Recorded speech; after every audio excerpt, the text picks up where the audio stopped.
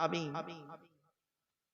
মুম্বাইতে গেছিলাম জলসা করতে, আবার এই কাল বাদে পরশুদিন রয়েছে মুম্বাই, মহারাষ্ট্রের জলগাঁও, সকালে ফ্লাইট, না জলগাঁও মহারাষ্ট্রের জলগাঁও, এই রবিবারে। তো একটা কথা আপনাদের বলি, একজন অমুসলিম হিন্দু ভাইদের একজন কলেজের প্রফেসর, অমুসলিম প্রফেসর, ব্রাহ্মণ ঘরের সন্তান, উনি এসেছেন আমার লেকচার শুনতে। ওনার সঙ্গে কথা বলে যা বুঝলাম, অত্যাধিক পড়াশোনা করেন ইসলামিক বইপত্র। আমাকে বলছেন, মারুফ সাহেব, আমি আপনার ওয়াজ প্রতিদিন শুনি, আমি এবং আমার ওয়াইফ দুজনেই শুনি। আমি একটা কলেজে কাজ করি, থ্যাংক ইউ। কি বলছে জানেন? প্রশ্নটা শুনুন।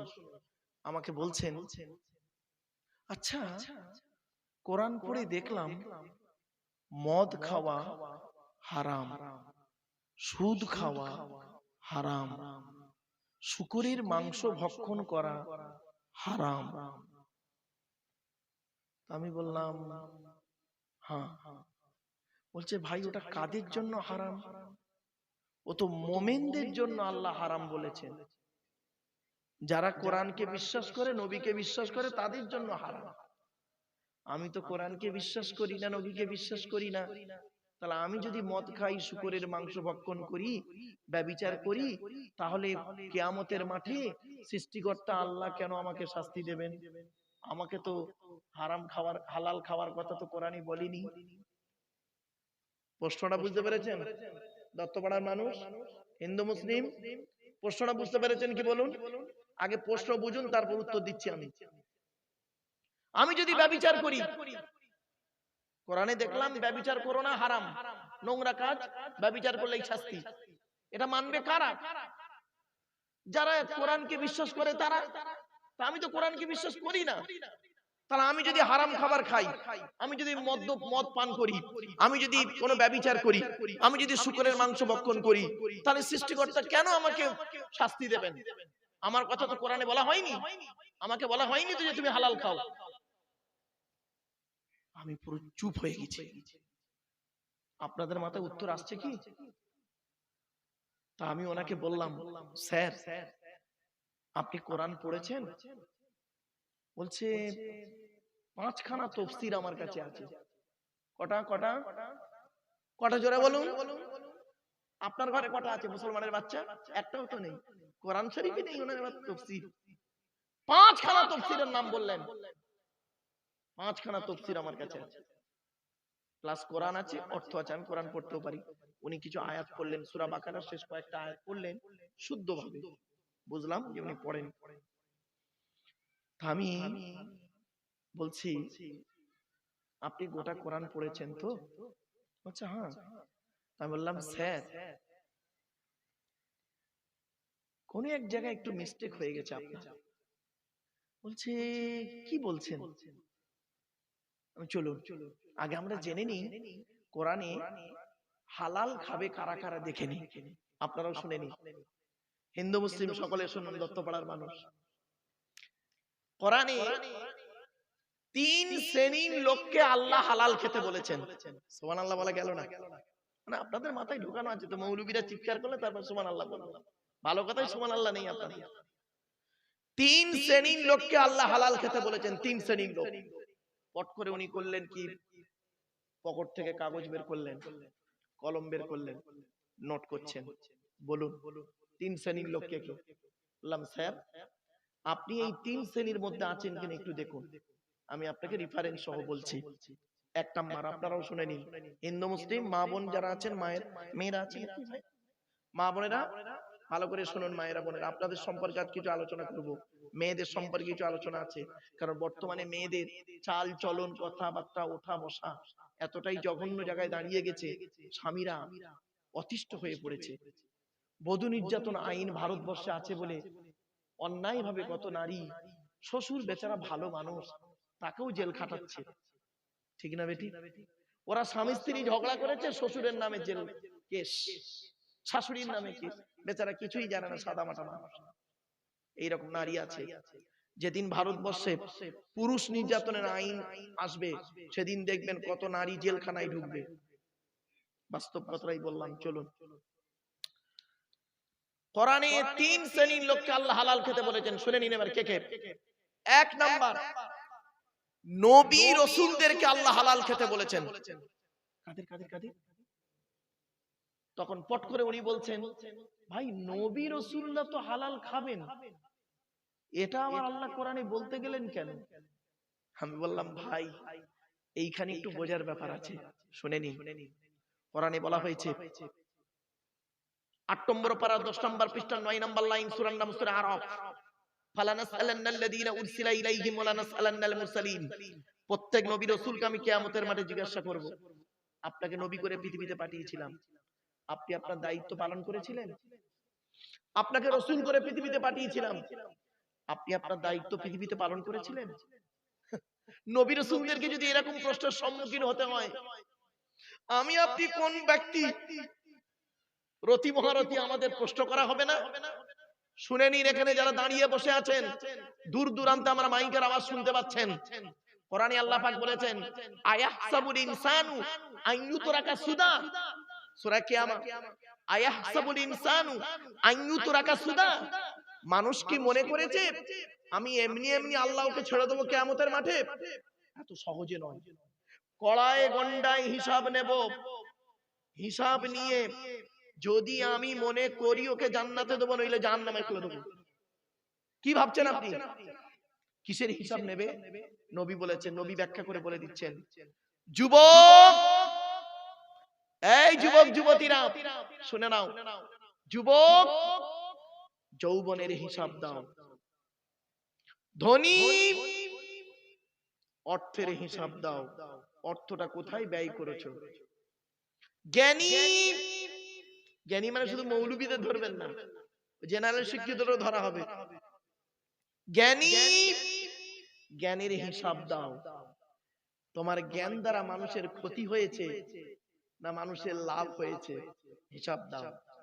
বাড়ি থেকে ভাববে। এবার আয়াতটা শুনুন, কোথায় লেখা আছে নবী রাসূলদেরকে হালাল খেতে বলেছেন। 18 নম্বর পারা, 18 নম্বর পারা বা খণ্ডের 4 নম্বর পৃষ্ঠাতে 8 নম্বর লাইনে, সূরার নাম সূরা মুমিনুনের 54 নম্বর আয়াতে আল্লাহ বলেন, ইয়া আইয়ুহার রাসূল কুলু মিনাত তাইয়্যিবাতি ওয়া'মালু সালিহান ইন্নী বিমা তা'মালুনা আলীম। ইয়া আইয়ুহার রাসূল, রাসূল নয়, রাসূলের বহুবচন হলো রুসুল, সিঙ্গুলার হলো রাসূল, আর ওর বহুবচন প্লুরাল হলো রুসুল। এইজন্য ওয়াহিদ আর জমার জ্ঞান যদি না থাকে, সিঙ্গুলার প্লুরালের জ্ঞান যদি না থাকে তো গেল। ইয়া আইয়ুহার রাসূল, হে রাসূলগণ, হে রাসূলগণ, একটা নবী নয়, হে রাসূলগণ, কুলু মিনাত তাইয়্যিবাতি ওয়া'মালু সালিহা, আপনারা পৃথিবীতে হালাল খাবার খান আর ভালো ভালো কাজগুলো করুন। কি বললো, কি বললো ভাই? হালাল খাবার খেতে আর কি বললো? ভালো ভালো কাজগুলো করুন। তখন উনি আমাকে কি বলছে শুনবেন, স্যার আমি নবীও নই রাসূলও নই। আমি বললাম, স্যার আমিও নবীও নই রাসূলও নই, তাহলে 1 নাম্বারটা বাদ। বলা হ্যাঁ বাদ। লিখে নিলেন, আয়াত লাইন পারা পৃষ্ঠা সব লিখলেন, ভালো। দ্বিতীয় নাম্বারটায় পড়ি কি দেখুন তো, চলুন তো দেখি। যারা আল্লাহকে বিশ্বাস করে, নবীদেরকে বিশ্বাস করে, ইসলামিক পরিভাষায় তাদেরকে বলে মোমেন। কি বললাম বাবা? মোমেন। আচ্ছা, এখানে অনেক মোমেন আছেন, আপনারা আল্লাহকে বিশ্বাস করেন, নবীকেও বিশ্বাস করেন, ঠিক কিনা? বলুন না। তাহলে আপনারা মোমেন, আমরা মোমেন। আমাদের সম্পর্কে কি বলছে দেখি, কোরআন বলছে হালাল খেতে, দেখুন, ইয়া আইয়ুহাল্লাযীনা আমানু কুলু মিন তাইয়্যিবাতি মা রাযাকনাকুম ওয়াশকুরু লিল্লাহি ইন কুনতুম ইয়্যাহু তা'বুদুন। 2 নম্বর পারা 4 নম্বর পৃষ্ঠা 14 নম্বর লাইন, সূরার নাম সূরা বাকারার 172 নম্বর আয়াত। হে ঈমানদার বান্দাগণ, কুলু মিন তাইয়্যিবাতি মা রাযাকনাকুম, আমার দেওয়া হালাল রিজিক গুলো তোমরা ভক্ষণ করো। তখন উনি আমাকে বলছেন, স্যার আমি মুমিন নই, আমি মুমিন নই। বললাম সে তো জানি স্যার, আমি কিন্তু মুমিন, আমার জন্য ওই আয়াতটা প্রযোজ্য। তাহলে দ্বিতীয় নাম্বারটা বাদ হলো। এবার বলছি ওনাকে, স্যার 3 নাম্বারটা আপনি পড়েন কি একটু দেখুন তো। বলছে বলুন। দেখছেন, শুনুন এবার। ইয়া আইয়ুহান নাসু কুলু মিম্মা ফিল আরদি হালালান তাইয়্যিবা ওয়ালা তাত্তাবিউ খুতুওয়াতিশ শাইতান ইন্নাহু লাকুম আদুউম মুবিন। 2 নম্বর পারা 4 নম্বর পৃষ্ঠার 8 নম্বর লাইন, সূরার নাম সূরা বাকারার 168 নম্বর আয়াত 168। ওটা কত বললাম? 172। কত বললাম? মুমিনদেরকে বললো কত? 172। আর এটা কত? 168। বাড়িতে গিয়ে খুলে দেখবেন। এর বাংলা মানেটা এবার শুনুন। ইয়া আইয়ুহান নাস, হে মানব জাতি। নাস মানে মানব, মানুষ। আমি বললাম স্যার আপনি কি মানুষ মানব জাতির মধ্যে পড়েন? বলছে মানব জাতির মধ্যে পড়ি, আমি আদমের সন্তান। বললাম স্যার আল্লাহ বলছেন ইয়া আইয়ুহান নাস, হে মানব জাতি, কুলু মিম্মা ফিল আরদি হালালান তাইয়্যিবা, পৃথিবীতে আমার দেওয়া হালাল রিজিকগুলো তোমরা ভক্ষণ করো। আর শয়তানের পথকে অনুসরণ করিও না, শয়তান হলো তোমাদের প্রকাশ্য দুশমন। পুরো গালে হাত। বললাম স্যার আপনি ভাবছেন শুধু মুসলমানরা হালাল খাবে না, শুকরের মাংস খাওয়া শুধু মুসলমানদের জন্য হারাম না? আপনি ভাবলেন মদ খাওয়া শুধু মুসলমানদের জন্য হারাম, আপনি ভাবলেন না? বলছে আপনি আমার চোখটা খুলে দিলেন আজ। এবার শুনুন, উনি আরো অনেক তথ্য নিলেন ওখানে বসে বসে আমার থেকে। আমি বললাম স্যার এবার আসছে, আপনার কি ধারণা হয় কোরআন শুধু মুসলমানদের জন্য এসেছে? কোরআন মুসলমানদের জন্য এসেছে নাকি শুধু? না, কোরআনকেই প্রশ্ন করা হোক, কোরআন তুমি বলো তুমি কাদের জন্য এসেছো, তুমি কোথা থেকে এলে, তোমাকে কে নিয়ে আসলো, তুমি কার উপরে নাজিল হলে, তোমার মধ্যে কি আছে, তুমি মানুষকে কি দিতে এসেছো? প্রশ্ন করুন কোরআনকে, কোরআন নিজেই উত্তর দিচ্ছে। ওরে দুনিয়ার মানুষ, দত্তপাড়ার মানুষেরা শোনো, আমি কোরআন, আমাকে তোরা প্রশ্ন করো কোরআন তুমি কোথা থেকে এলে, কোরআন নিজেই জানিয়ে দিচ্ছে তানজিলুম মির রাব্বিল আলামিন, আমি কোরআন আল্লাহর তরফ থেকে নাযিল হয়েছি। আবার কোরআনকে প্রশ্ন করুন, কোরআন আল্লাহর তরফ থেকে নাজিল হয়েছে বুঝলাম, তোমাকে পৃথিবীতে কে নিয়ে আসলো? কে এনেছে? কে এনেছে? জিবরাইল ফেরেশতা। কে কে কে? ওই জিবরাইল ফেরেশতার অপর নাম কি জানেন? রুহুল আমিন। কি বললাম? কি বললাম? জিবরাইল ফেরেশতার অপর নাম হলো রুহুল আমিন। রুহুল আমিন। কোরআন বলছে আমাকে কে নিয়ে এসেছে পৃথিবীতে, শোন, নাযালা বিগির রূহুল আমিন, সূরা শুআরা 19 পারা 14 নম্বর পৃষ্ঠা। কোরআন বলছে আমাকে রুহুল আমিন ফেরেশতা পৃথিবীতে এনেছে। আবার প্রশ্ন করুন কোরআন তুমি বলো আল্লাহর তরফ থেকে নাজিল হলে জিবরাইল তোমাকে আনলো, তুমি কার উপরে নাজিল হলে? কোরআন বলছে আমি যাই তাই লোকের উপরে নাজিল হইনি। ওয়াল্লাযীনা আমানু ওয়া আমিলুস সলিহাতি ওয়া আমানু বিমা নুজিলা আলা মুহাম্মাদিন ওয়া হুয়াল হাক্কু মির রাব্বিহিম। 26 নম্বর পারা 6 নম্বর পৃষ্ঠার প্রথম নম্বর লাইন, সূরার নাম সূরা মুহাম্মাদের মধ্যে আল্লাহ বললেন আমি, কোরআন বলছে আমি মুহাম্মাদের উপরে নাযিল হয়েছি। আবার প্রশ্ন করুন মুহাম্মদ আবার কে? নতুন নাম শুনলাম মুহাম্মদ কে। কোরআন বলছে ওরে মুহাম্মদ তো অনেক নাম ছিল তখন, ওর অন্য কোন মুহাম্মদ নয়। কোরআন বলছে মুহাম্মাদুর রাসূলুল্লাহ, মুহাম্মদ হলো আল্লাহর প্রেরিত রাসূল। আচ্ছা মুহাম্মাদের পরে কি কোনো নবী হবে? কোরআন বলছে আলতু ফালতু কথা মন ধারণা করিস না। কোরআন বলছে মা কানা মুহাম্মাদুন আবা আহাদিম মির রিজালিকুম ওয়ালাকির রাসূলুল্লাহি ওয়া খাতামান নাবিয়্যিন ওয়া কানা আল্লাহু বিকুল্লি শাইইন আলিমা। 22 নম্বর পারা 2 নম্বর পৃষ্ঠা 12 নম্বর লাইন, সূরার নাম সূরা আহজাব। মুহাম্মদ কারো বাপ নয়, মা নয়, ওয়ালাকির রাসূলুল্লাহ, মুহাম্মদ হলো আল্লাহর প্রেরিত রাসূল, ওয়া খাতামান নাবিয়্যিন, আখিরি জামানার শেষ নবী। আবার প্রশ্ন করুন কোরআনকে, তুমি হে কোরআন তুমি আল্লাহর তরফ থেকে নাযিল হলে, জিবরাইল তোমাকে আনলো, মুহাম্মাদের উপরে নাযিল হলে, কবে এলে? কবে এলে? কোরআন বলছে শোন কবে এসেছি আমি একটা সুন্দর ভালো মাসে এসেছি। শাহরু রমাদান আল্লাযী উনজিলা ফীহিল কোরআন, আমি কোরআন রমজান মাসে নাযিল হয়েছি। আবার প্রশ্ন করুন 30 দিনে মাস হয় রমজান, 29 আর 30 হয়। শোনেন, ঈদ নিয়ে মারামারি করবেন না, একটা জিনিস ভেঙে দিচ্ছি। ঈদ নিয়ে মারামারি হয় না, অনেকে দেখবেন আজিদ না কাল লাও খেলা। শুনে নিন, একটা সুন্দর জিনিস শিখিয়ে দিই আপনাদের, যতদিন বাঁচবেন এটা মনে রাখবেন। ইসলামিক ক্যালেন্ডারটা কি শুনুন। ইয়াসআলুনাকা আনিল আহিল্লা কুল হিয়া মাওয়াকিতু লিন-নাস ওয়াল হজ। এই আয়াতের তাফসীরে অনেক আলোচনা আছে, আপনাদের সহজ করে বলে দিচ্ছি শুনুন। আচ্ছা, ইংরেজি মাসগুলো বলুন। January, February, March, April, May, June, July, August, September, October, November, December, তাই তো নাকি? আচ্ছা, জানুয়ারি মাস কদিনে হয়? 31। ফেব্রুয়ারি 28, 4 বছর অন্তর একদিন বাড়া 29, লিপ ইয়ার বলা হয়, লিপ ইয়ার, তাই তো? বাকিগুলো 31, 30, 31, 30। ইংরেজি মাস 32-এ নেই, ঠিক না বেটি? বলুন না হ্যাঁ কি না, একটু বলুন না, কথা বলুন না। আচ্ছা কি নেই? চলুন বাংলার দিকে একটু তাকাই।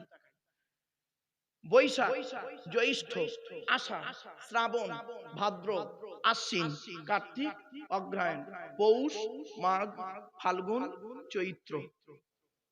বাংলা মাস কিন্তু 29, 30, 31, 32 আছে। জানেন কি? বাংলা মাস 32 আছে, ইংরেজি মাস 32-এ নেই। তাহলে আপনারা জেনে নিলেন ইংরেজি মাস 28 থেকে নিয়ে 31-এর মধ্যে সীমাবদ্ধ, আর বাংলা মাস 29 থেকে নিয়ে 32-এর মধ্যে সীমাবদ্ধ। এই তো। এবার আরবিটা শুনুন, শুনলেই আপনাদের ব্রেন পাল্টে যাবে। আচ্ছা বাপেরা শুনবেন, একটু খেয়াল করে বলুন তো দেখি, এবছর যে মাসে ইংরেজি যে তারিখে রোজা হয়, আগামী বছর দেখবেন 11 দিনের ডিস্টেন্স হয় না? কি করে হলো? বাংলা ইংরেজি মাস হলো ইংরেজি বছর হলো 365 দিনে বছর। কত কত? 365 দিনে বছর। আর আরবি হলো 354 দিনে বছর। কত কত কত? 3 চাঁদের মাস। আরবি মাসের নিয়ম হলো চাঁদের মাস, চাঁদের হিসাবে আরবি মাস। বোকা জানেন না তো এরা, চাঁদের মাসের হিসাব আরবি মাস। বাংলা মাসের প্রথম মাসটা বৈশাখ, ইংরেজি মাসের প্রথম মাস জানুয়ারি, আরবি মাসের প্রথম মাস হলো মুহররম, মুহররম, সফর, রবিউল আউয়াল, রবিউস সানি, জমাদুল আউয়াল, জমাদুল সানি, রজব, এই রজব মাস চলছে। এরপরে শাবান, রমজান, শাওয়াল, জিলকদ, জিলহজ। কি বুঝতে পারছেন? আসুন এবার আপনাদের ভেঙে দিচ্ছি, ভুল ধারণাটা পাল্টে যাবে। আর কাউকে জিজ্ঞাসা করবেন না কবে ঈদ হবে, এখান থেকে শিখে নিন। কবে রোজা হবে, এখান থেকে শিখে নিন। আজকে কাউকে জিজ্ঞাসা করতে হবে না, আপনি নিজেই পারবেন ইনশাআল্লাহ। কি? আরবি মাসের নিয়ম হলো 29 আর 30। আরবি মাস কোনোদিন 28 হয় না, 31, 32 হয় না। মনে থাকবে? আরবি মাস কত কত কত? 29 আর 30, এটা মনে রাখবেন। আর একটা মজার জিনিস আপনাদের শিখিয়ে দিই, শুনলে এইটাই তো হচ্ছে মূল জিনিস। আরবি মাসের নিয়ম কি জানেন? প্রথম মাস যদি 29 হয়, পরেরটা 30 হবে, তারপরেরটা 29, তারপরেরটা 30। আরবি মাস কোনোদিন পরপর দুটো 29 হবে না, আর পরপর দুটো 30 হবে না। একদম চ্যালেঞ্জ 100%। এবার বলুন, যদি শাবান মাস, এই মাসটার নাম রজব মাস, এরপরে শাবান মাস, শবে বরাতের মাস যেটা বলে, শাবান মাস যদি 29-এ হয়, তাহলে চোখ বন্ধ করে বলবেন 30-এ রমজান মাস যাবে, মানে 30টা রোজা হবে, ঠিক আছে? আর শাবান মাস যদি 30-এ যায়, 30 তারিখে শেষ হয়, তাহলে চোখ বন্ধ করে বলবেন এবছর 29টা রোজা হবে, 30টা রোজা হবে। কিছু বুঝতে পারলেন না? বুঝতে পারেননি? এটা ভালো একটা জিনিস শিখলেন। দেখ, আলোচনা যখন এলো, এই ওই শাহরুর রমাদান আল্লাযী উনজিলা ফীহিল কুরআন, ওই আয়াত যখন এলো, এইগুলো একটু জানিয়ে দিলাম বাপ, এগুলো মাথায় রাখবেন। আর একটা প্রশ্ন করবো, শেখাবার জন্য নতুন জিনিস। আরে বলুন না, বলুন, একটা নতুন জিনিস শিখবো। আজ থেকে 2007 সালের ঘটনা। কি ঘটনাটা বলি আপনাদের। আচ্ছা, রমজান মাসে আপনারা ফিতরা দেন তো? মুসলমানরা ফিতরা দেয়। আচ্ছা, ফিতরা দেওয়া ওয়াজিব কখন? ঈদের চাঁদ দেখা থেকে নিয়ে ঈদের মাঠে নামাজ পড়া পর্যন্ত, এই টাইমের ভিতরে আপনার ফিতরা দেওয়া ওয়াজিব। ভালো করে বুঝুন, প্রশ্নটা বুঝুন আগে। ঈদের চাঁদ দেখা থেকে নিয়ে ঈদের মাঠে যাওয়া পর্যন্ত, এই টাইমের ভিতরে আপনার ফিতরা দেওয়া ওয়াজিব। তা ঈদের চাঁদ ধরুন আপনাদের এখানে উঠলো সন্ধ্যে 6টায়, আর আপনাদের এখানে ঈদের নামাজ কটায় হয়? জাস্ট একটা বলুন না। 8টায়। তাহলে কালকে সন্ধ্যে, আজকে সন্ধ্যে 6টা থেকে নিয়ে কালকের সকাল 8টার মধ্যে আপনাকে ফিতরা দিতে হবে, তাই তো? এটা ওয়াজিব। আপনি 20 রমজান ফিতরা দিলেন কি করে? আপনার তো এখন ফিতরা ওয়াজিবই হয়নি। আপনি ঈদের পরে ফিতরা দিলেন কি করে? আপনার তো ফিতরার টাইম তো ওইটা। বেতেরের নামাজের টাইম কখন? বেতেরের নামাজ বোঝেন তো? মুসলমানরা বেতের নামাজ বোঝে। বেতেরের নামাজের টাইম কখন? এশার নামাজের পরে। এশার নামাজের আগে বেতেরের নামাজ চলে? তাহলে এশার নামাজের আগে বেতেরের নামাজ পড়লেন কি করে? হবে না তো।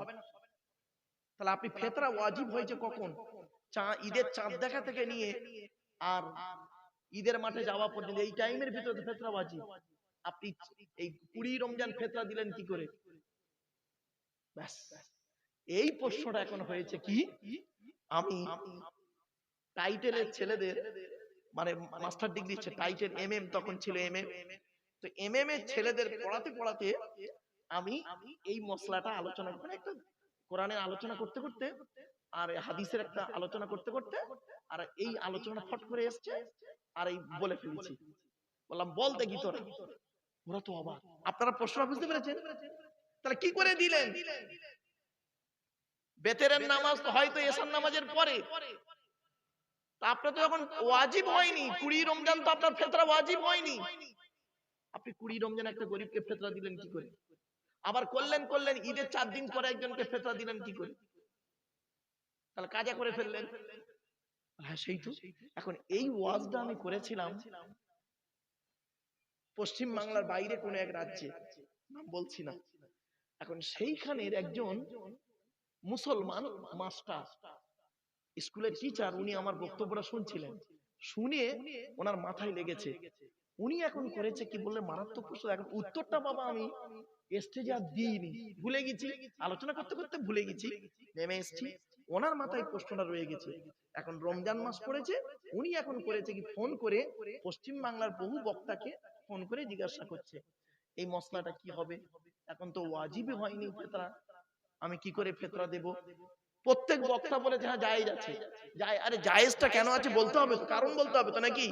আরে ভাই বলুন না, কারণ বলতে হবে তো, তবেই তো আপনি জায়েজ বলবেন। কারণটা কি? তারপরে ঘুরে ঘুরে মশলাটা এই হতবাগার কাছে আসে। হঠাৎ আমার এক ছাত্র বলছে, সে এখন চাকরি করে, বলছে স্যার এরকম একটা মশলা এসছে, একটু বলুন না। কি? বলছে এরকম রোজার এই ব্যাপার। শুনে নিন, আজকের উত্তরটা বলে দিচ্ছি। প্রশ্নটা বুঝতে পেরেছেন আপনারা? আরে ভাই বলুন না একটু, প্রশ্ন বুঝতে পেরেছেন তো? এবার উত্তরটা শুনে নিন। ইবাদতের দুটো ভাগ। কটা? যতদিন বাজে মুসলিমদের বলে দিচ্ছি, ইবাদত দুই প্রকারের। কি কি? ইবাদতে মালি, ইবাদতে বাদানি। বাদান মানে শরীর, শরীর দিয়ে ইবাদত হয়, আর মাল দিয়ে ইবাদত হয়, টাকা পয়সা দিয়ে ইবাদত হয়। শরীর দিয়ে যে ইবাদত হয় ওই ইবাদতের নির্দিষ্ট সময় আছে, ওই নির্দিষ্ট সময়ের মধ্যে করতে হবে। নির্দিষ্ট সময়ের আগে করলে হবে না, পরে করলে কাজা। কিছু বুঝতে পারছেন? যেমন 5 ওয়াক্ত নামাজ, 5 ওয়াক্ত নামাজ, জোহরের নামাজ আপনি টাইম আছে একটা, ওই টাইমের মধ্যে যদি পড়েন তো ভালো, টাইমটা পার হয়ে গেলে কাজা। ক্লিয়ার? ওটা হলো ইবাদতে বাদানি, শরীর দিয়ে ইবাদত। রমজান মাসের রোজা, রোজাটা রমজান মাসেই হয়, অন্য মাসে রমজান মাসে রোজা হবে না। যদি রমজান মাসের মধ্যে করতে পারেন তো আদায় হলো, আর যদি মধ্যে করতে না পারেন পরে করলে কাজা। আর রমজান মাসের আগের মাসে রোজা করলে ওই নিয়তে হবে না। তাহলে ইবাদতে বাদানি শরীর দিয়ে যে ইবাদত হয় তার নির্দিষ্ট সময় আছে, নির্দিষ্ট দিন আছে। ক্লিয়ার? আর ইবাদতে মালি, মাল দিয়ে যে ইবাদত হয় ওই ইবাদতের নির্দিষ্ট কোনো সময় নেই, নির্দিষ্ট কোনো তারিখ নেই, নিয়তটাই হলো মেন। তার মানে আমার ফিতরা ওয়াজিব হয়েছে কখন?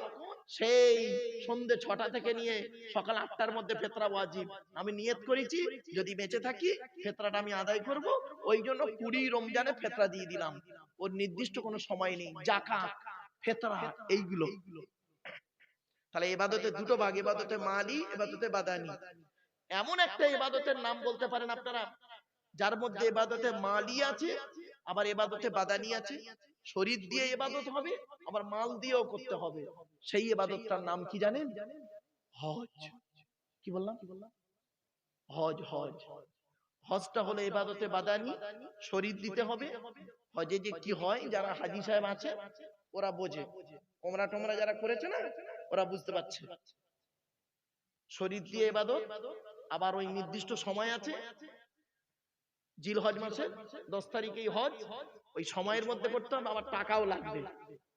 তাহলে মালি বাদানি দুটো হলো ইবাদতের নাম হজ, আর ইবাদতে মালি, ইবাদতে বাদানি।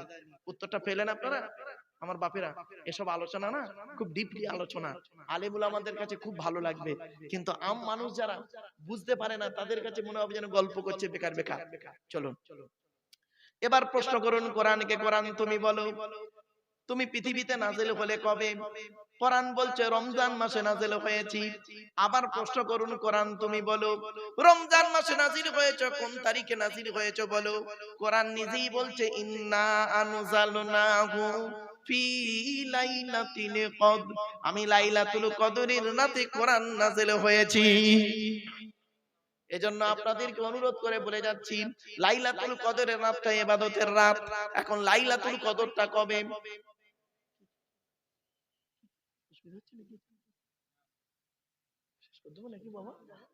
আচ্ছা টাইম আছে হাতে? আচ্ছা ঠিক আছে। আসলে কি জানেন, খুব সমস্যায় পড়ি অনেক সময় তো বাবা। হ্যাঁ দাঁড়ান, আচ্ছা আচ্ছা হাতে টাইম, আমার অসুবিধা নেই বাবা, আমার হাতে টাইম এখন আলহামদুলিল্লাহ অনেক যথেষ্ট টাইম আছে। আপনাদের নিয়ে আমার টেনশন, আমার কোনো নিজস্ব টেনশন নেই।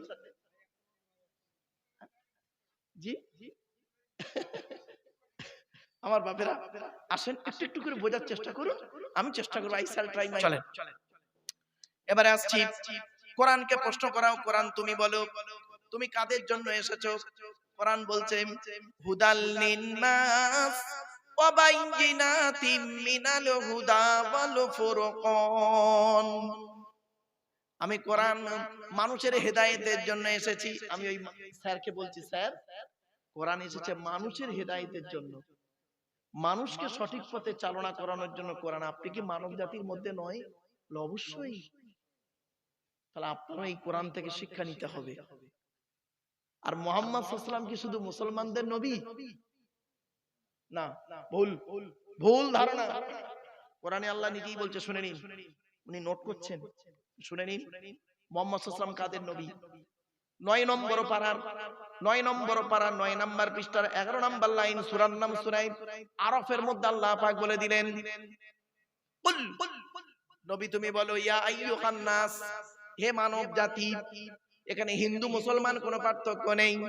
কুল, নবী তুমি বলো, ইয়া আইয়ুহান নাস, হে মানব জাতি, ইন্নী রাসূলুল্লাহি ইলাইকুম জামিয়া, সমগ্র কুল কায়নাতে রাসূল করে মুহাম্মদকে আল্লাহ পাঠিয়েছেন। এজন্য মুহাম্মদ সাল্লাল্লাহু আলাইহি ওয়াসাল্লামকে সারা বিশ্বের মানুষ ভালোবাসে, তাকে অনুসরণ করে। যারা তাকে অনুসরণ করে ভালো উদ্দেশ্য নিয়ে অনুসরণ করেছে, তারা হাদিসগুলো নিয়ে যারা গবেষণা করেছে, কোরআনের আয়াতগুলো নিয়ে যারা গবেষণা করেছে, তারা ইসলামের কালেমা পড়ে পরবর্তীতে মুসলমান হয়ে গেছে। দুই একজনের নাম বলবো, হ্যাঁ, চমকে যাবে আমার বাপেরা। এজন্য অনুরোধ করে বলে যাচ্ছি, কোরআন কি কিতাব, কোরআন এমন এক কিতাব, কোরআন পড়ুন, অর্থ বুঝে কোরআন পড়ুন, ওই ভুলভাল কোরআন বুঝে পড়বেন না বাবা। অনুরোধ করে বলছি, প্রত্যেকটা ঘটনার পিছনে, প্রত্যেকটা বাক্যের পিছনে ঘটনা আছে।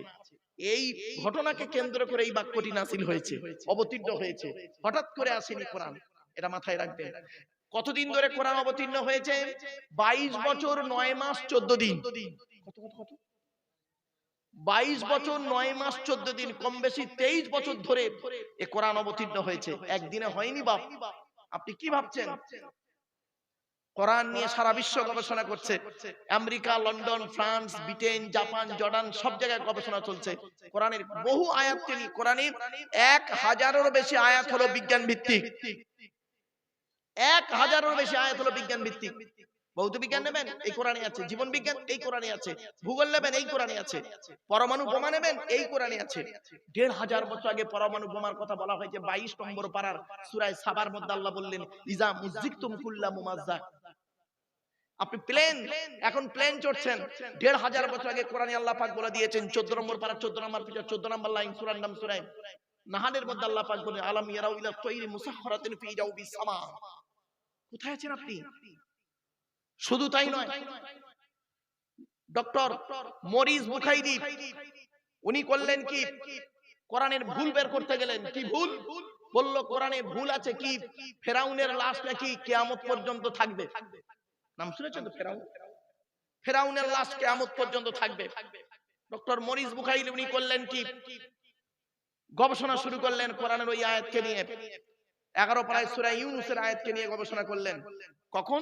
যে কোরআনে লেখা আছে, মুসা নবী দলবল নিয়ে যাচ্ছে, পেছনে ফেরাউনের দলবল। মুসা নবী করেছেন কি, আল্লাহকে বললেন, আল্লাহ সামনে সমুদ্র, সামনে পানি, পেছনে শত্রু, কি করব? তো আল্লাহ বললেন, তুমি তোমার হাতের লাঠিটা ফেলে দাও। মুসা নবীর হাতে একটা লাঠি ছিল, নাম শুনেছেন? আচ্ছা, ওই লাঠিটা মুসা নবী কোথায় পেলেন? মুসা নবী কোথা থেকে পেলেন? গাছের ঢাল ভাঙলেন নাকি? না না না, আদম আলাইহিস সালাম যখন জান্নাত থেকে এসেছিলেন, অনেক কিছু নিয়ে এসেছিলেন। তার মধ্যে একটা গাছের ডাল ভেঙে এনেছিলেন, আর একটা পাথর নিয়ে এসেছিলেন। সেই পাথরটার নাম হলো হজরে আসওয়াদ। যে হাজী সাহেবরা যে পাথরটায় গিয়ে চুমা দেয়, ওই পাথরটা আদম নবী সঙ্গে করে নিয়ে এসেছিলেন। জোরে বলুন সুবহানাল্লাহ। আর একটা গাছের ডাল ভেঙে এনেছিলেন। সেই গাছের ডাল ভাঙাটা কি জানেন?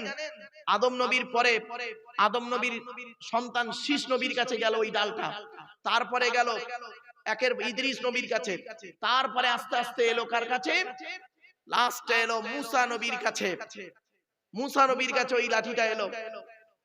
মুসা নবীর কাছে যখন এলো, তার কারামতি, এই মুজিজা, ওই লাঠির মুজিজা মুসা নবীর মাধ্যমে আল্লাহ পাক দেখিয়ে দিলেন। সেই জান্নাতের গাছের ডাল ভাঙা, ওই ডালটা ভাঙা, ওই লাঠিটা। ভাববেন না যে ওই যাইতাই লাঠি ওটা। তো মুসা নবী বললেন, আল্লাহ আমি কি করব এমন সময়? তখন আল্লাহ পাক বললেন, মুসা তুমি এক কাজ করো, তোমার হাতে যে লাঠিটা আছে ওই লাঠিটা ফেলে দাও। যেই ফেলে দিল, 12টা রাস্তা হয়েছিল। কটা রাস্তা বাবা? 12টা রাস্তা হলো। প্রত্যেক রাস্তা দিয়ে দলবল চলে গেল। মুসা নবী ওপারে পার হয়ে গেল। তারপর আল্লাহ পাক বললেন, মুসা এবারে লাঠিটাকে তুলে নাও। যেই তুলে নিল, পানি একত্রিত হয়ে গেল। ফেরাউনের দলবল তখন মাঝখানে, ফেরাউনের দলবল মাঝখানে, পানিতে ঢুকে মরে গেল। ফেরাউনের দলবল যখন মরে যাচ্ছিল, ফেরাউন নিজে তখন কি বলছিল শুনো। ফেরাউন নিজে তখন বলছিল, ক্বালা আমানতু আন্নাহু লা ইলাহা ইল্লাল্লাযী আমানাত বিহি বানু ইসরাঈল ওয়া আনা মিনাল মুসলিমিন। আমি ঈমান আনছি তার উপরে বনি ইসরাঈলরা যার উপরে ঈমান এনেছে আমি তাকে বিশ্বাস করছি। তখন আল্লাহ পাক বললেন, আল আনা ওয়া আসাইতা ক্বাবলু ওয়া কুনতা মিনাল মুফসিদিন। আল্লাহ পাক বললেন, এই তো কিছুক্ষণ আগে তুই আমার বিরোধিতা করছিলিস, ঠিক আছে, আমি আল্লাহ আজকের করলাম কি তোর দেহটাকে ফালিয়াউমা নুনাজ্জিকা বিবাদানিকা লিতাকুনা লিমান খালফাকা আয়া ওয়া ইন্না কাসীরাম মিনান নাসি আন আয়াতিনা লাগাফিলুন। তোর দেহটাকে আমি কিয়ামত পর্যন্ত রেখে দিলাম। তোর দেহ দেখে বিশ্বের মানুষ তারা ভাববে যে ফেরাউন বলে একজন ব্যক্তি ছিল, আল্লাহর বিরোধিতা করেছিল, নবীর বিরোধিতা করার কারণে তার দশা এইরকম হয়েছে। আজও পর্যন্ত 3700 বছরের লাশ, আজও সেই লাশ রয়েছে, ফেরাউনের লাশ। কোথায় পেয়েছেন? কোরআনের এই আয়াতকে নিয়ে ডক্টর মরিস বুখাইলি গবেষণা করে অবশেষে ইসলাম গ্রহণ করে ফেললেন। জোরে বলুন।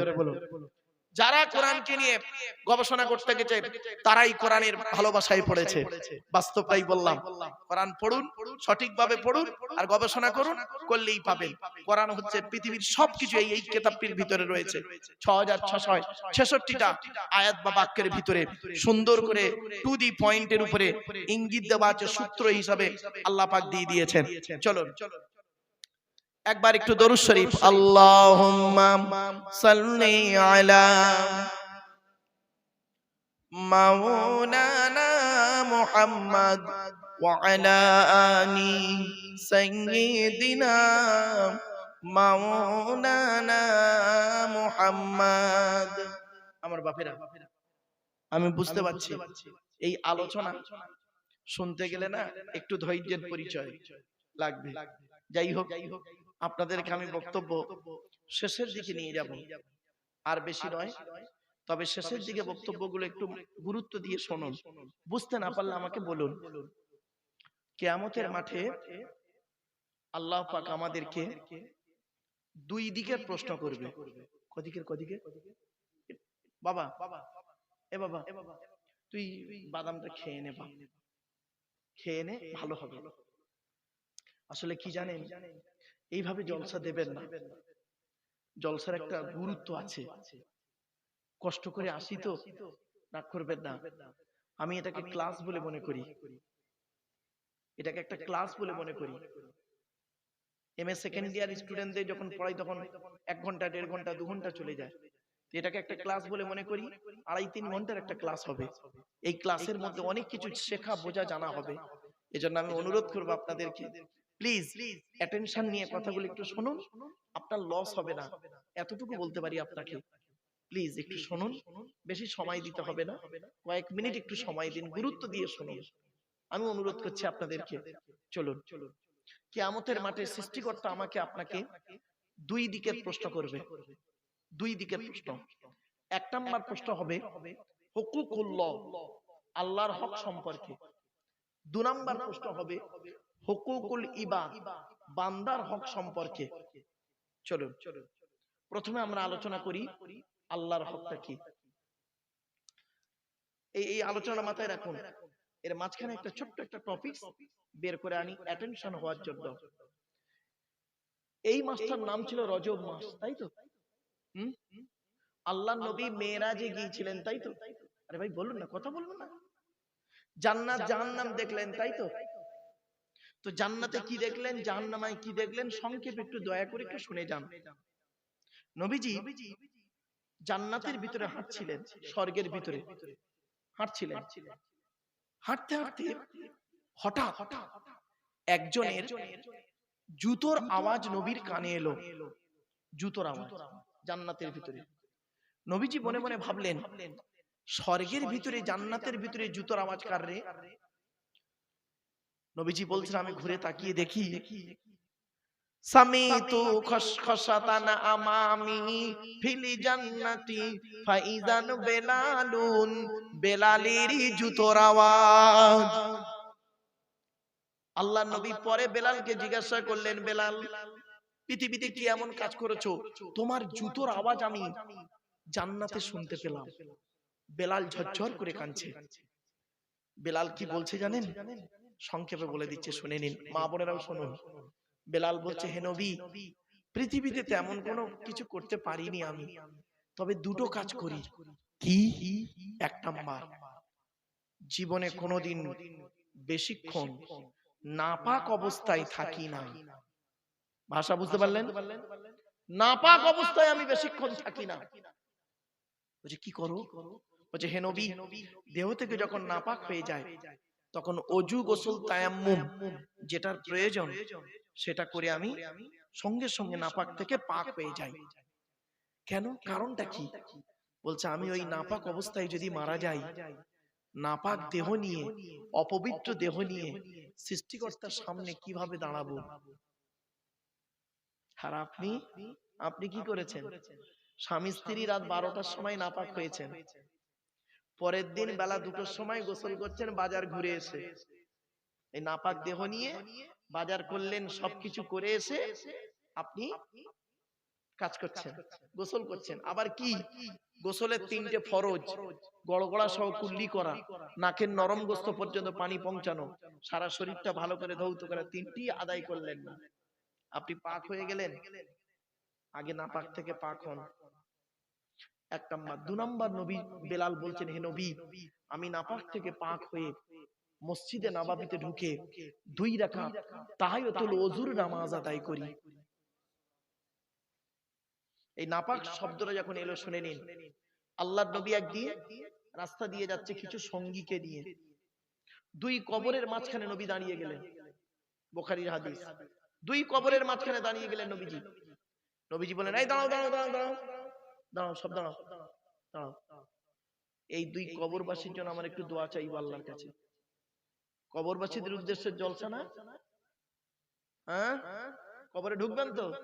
ঢোকার আগে শুনে নিন, যারা গেছে একবারও ফিরে আসেনি, যদি একটা ফিরে আসতো না, একজন এক পিস এই কাপন পরা অবস্থায় যদি এসে মাইকের সামনে বলতো ভাই রে এত মার মারছি, কোনো ব্রেক দিচ্ছে না, কথায় কথায় মারছে, সবকটা জলসার প্যান্ডেলে ঢুকে যেত, মসজিদের ভর্তি হয়ে যেত। চলুন, এই বিশ্বাসটার নাম হলো ঈমান। চলুন, নবীজি বললেন, দোয়া করলেন নবীজি, নিজে কাঁদলেন, সাহাবীদেরকেও কাঁদালেন। মোনাজাত শেষ, নবীজি বললেন এই ওই খেজুর গাছ না ওটা? জি, খেজুর গাছের 2টো ডাল ভেঙে আনো তো। খেজুর গাছের 2টো ডাল ভেঙে আনা হলো। নবীজি করলেন কি, 2টো কবরে 2টো খেজুর গাছের ডাল পুঁতে দিলেন। আপনাদের এলাকায় কবরে খেজুর গাছের ডাল পোঁতেন? এই হলো ইতিহাসটা, শুনে নিন, এই প্রথম ইতিহাস।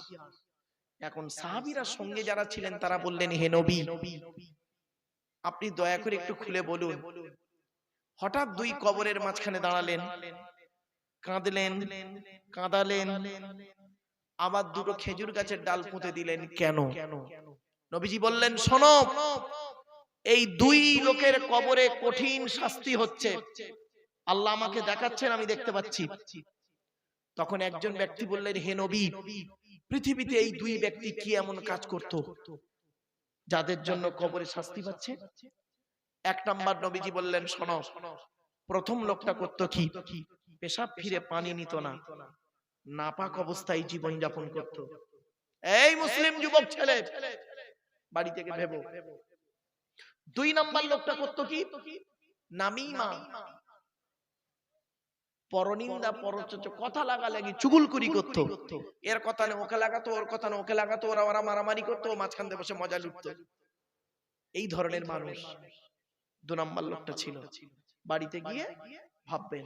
চলুন, আল্লাহর নবী মেরাজে গেলেন, বেলালের জুতার আওয়াজ পেলেন, অনেক কিছু দেখেছিলেন, আমি বুঝতে পেরেছি। এবারে চলুন, জাহান্নামায় কি দেখলেন, এটা খুব ইম্পর্টেন্ট। এই মা বোনেরা, এই গ্রামের দত্তপাড়ায় যত আজকের মা বোন এসেছেন ওয়াজ শুনতে, আর যত পুরুষ এসেছেন জলসা শোনার নাম করে এসেছেন, দয়া করে প্যান্ডেলের ভিতরে ঢুকে পড়ুন। আমি এই গুরুত্বপূর্ণ কয়েকটা কথা বলবো। নবীজি বলছেন জাহান্নামের দরজাটা খুললো, 19 জন ফেরেশতা মিলে, জাহান্নামের 19টা ফেরেশতা, কটা মাথায় রাখুন, 19 জন ফেরেশতা মিলে জাহান্নামের দরজাটা খুললো। খুলতেই আমি দেখতে পেলাম জাহান্নামের গেটে যাদেরকে দেখতে পেলাম, যুবক যুবতীদের লজ্জাস্থান থেকে পুঁজ আর রক্ত বেরোচ্ছে, আর তারা খুব চিৎকার করছে। আল্লাহর নবী বললেন, আমি জিবরাইলকে জিজ্ঞাসা করলাম, মান হাউলাকি ইয়া কি জিবরাইল, ও ভাই জিবরাইল এরা কারা? জিবরাইল বললেন এরা আপনার উম্মত। বলে এদের অপরাধটা কি? জিবরাইল বললেন এরা হলো পৃথিবীতে জেনাকারী ব্যভিচারকারী নারী আর পুরুষ। হে জলসা কমিটি, জলসা দেন ভালো কাজ, কিন্তু দয়া করে জলসা দেওয়ার আগে মেলা বসাবেন না।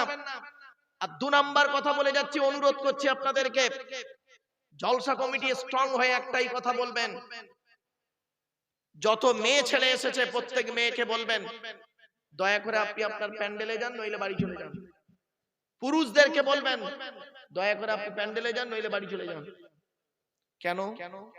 যদি আজকের এই জলসায় কোন যুবক যুবতী ব্যভিচার করে, আর ওই ব্যভিচারের পাপের বোঝা ওই যুবক যুবতীর বাম্মার ঘাড়ে পড়বে, জলসা কমিটিরও ঘাড়ে পড়বে।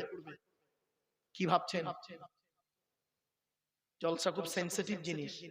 আমরা তো জলসাটাকে ক্যাজুয়াল মনে করি, কিন্তু না, ক্যাজুয়াল জিনিস নয়, এটা সিরিয়াসলি ম্যাটার। চলো না গিয়ে যাচ্ছি। আর একটু নবীজি করলেন কি, একটু দূরে তাকিয়ে দেখলেন কিছু লোকের গাল থেকে গোশত খসে পড়ে যাচ্ছে, পচে পচে মাংস খসে পড়ে যাচ্ছে। জিবরাইলকে জিজ্ঞাসা করলেন, ও ভাই জিবরাইল এরা কারা? জিবরাইল বলল এরা হলো আল খুম্মার, মদ্যপানকারী, মদ খেত এরা পৃথিবীতে।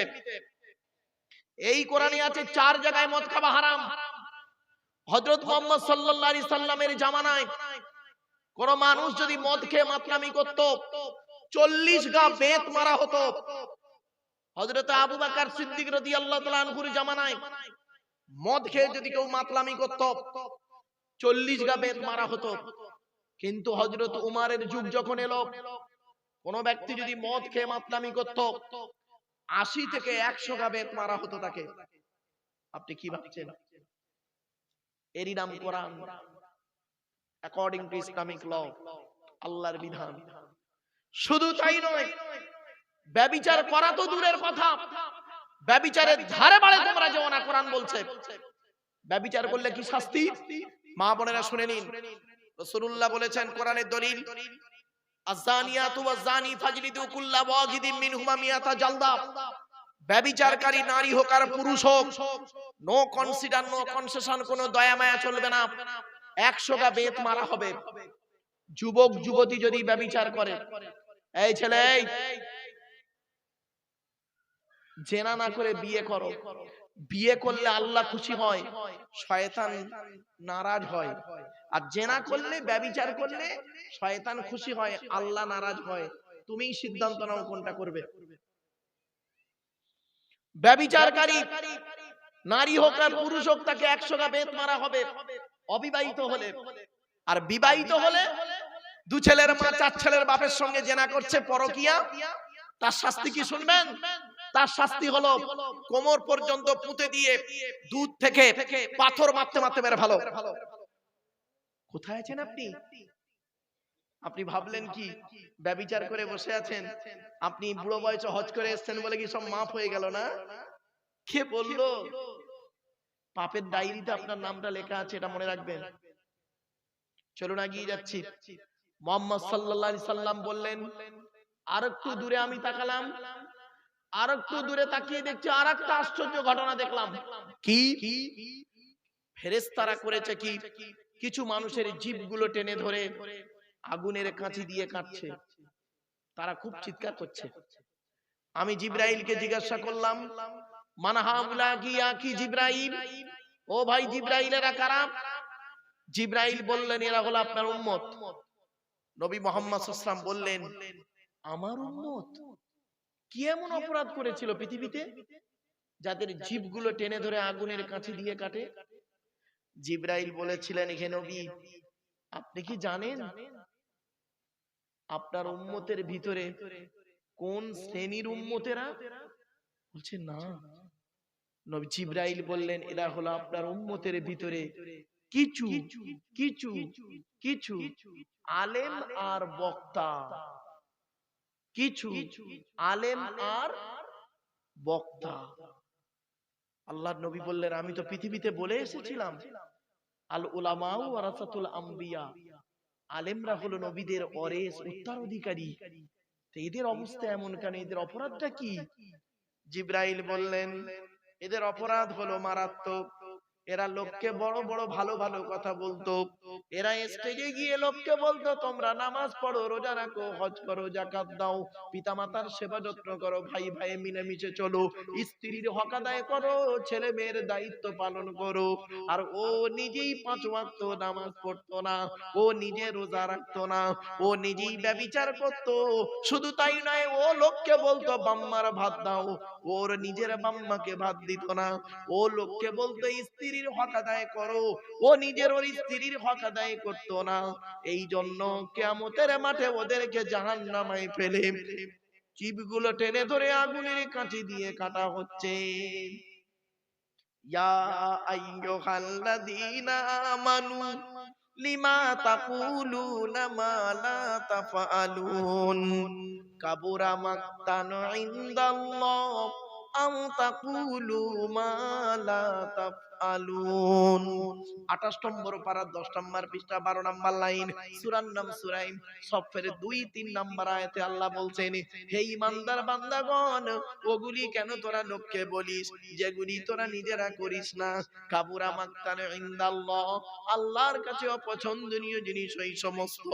আনতাকুলু, তোরা লোককে বলে বলে বেড়াস, মা লা তাফআলুন, যেগুলি তোরা নিজেরা করিস না। এরপরে আল্লাহ বলছেন, এই আব্দুল্লাহ কিলিমারু, তুই নিজে আগে জাহান্নামের আগুন থেকে বাঁচ, তোর স্ত্রী ছেলে মেয়েকে জাহান্নামের আগুন থেকে বাঁচা। ইয়া আইয়ুহাল্লাযীনা আমানু কু আনফুসাকুম ওয়া আহলিকুম নারা। 28 নম্বর পারার 19 নম্বর পৃষ্ঠার 12 নম্বর লাইন, সূরার নাম সূরা তাহরিমের 6 নম্বর আয়াত। হে ঈমানদার বান্দাগণ, তোরা নিজে আগে জাহান্নামের আগুন থেকে বাঁচ, স্ত্রী ছেলে মেয়েকে জাহান্নামের আগুন থেকে বাঁচা। ও দত্তপাড়ার মানুষেরা শুনে নিন, বাবাজি কি বললাম তো কি? হ্যাঁ? বাবা দত্তপাড়ার মানুষেরা শুনে রেখে দিন, আপনাদের তো বিচার কমই হয়ে যাবে। আপনাদের জিজ্ঞাসা আল্লাহ কম করবে, ধরবে তো আমাকে কিয়ামতের মাঠে। আপনাদের কি কি প্রশ্ন করবে আল্লাহ শুনে নিন। আল্লাহ বলবেন, এদিকে আয়, এদিকে আয়, তুই আমাকে বিশ্বাস করতি? আপনারা বলবেন, হ্যাঁ। আমি মুহাম্মদকে কোরআন দিয়ে পাঠিয়েছিলাম, বিশ্বাস করেছিলিস? আপনারা